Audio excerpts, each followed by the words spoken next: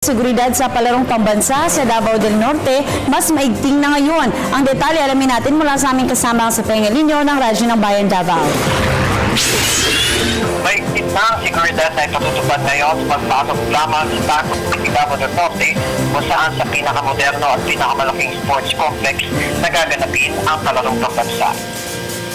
Ayon kay Police Regional Office o PRO 11 Chief of Staff Police Senior Superintendent Camilo Cascola na ginanap na EFPP press conference sa Mataya Hotel, sinabi nito na magiging mahigpit rin sa mga magdadala ng almas kung saan maging ang mga hindi naka-uniforming pulis o sundalo na hindi nakasuot ng kanilang uniforme o hindi naka-duty at maging mga sibilyan na may mga permit to carry firearms ay babawalang magdala ng almas.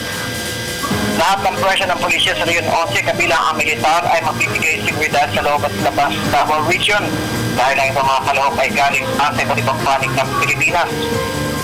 Nais lamang kanya nila na maging ligtas ang lahat ng bansa kung saan inaasang aabot ng 5,000 katao kabilang ang mga delegado at meta-bisita at mga turist at dadagsa at manonood ito sa formal na pagbubukas sa Lunes. Ngunit sa linggo ay aasahang dadami rin ang magpapasok sa naturang sports complex dahil sa malaking screen na inihanda ni Davao del Norte Governor Rodolfo de Rosario upang lahat ng mga atleta at iba pa ay makapanood ng live sa pay-per-view sa laban ni World Boxing Champ Manny Pacquiao at Floyd Mayweather Jr. Para sa division of Inyo, Radyo ng Bayan, Davao.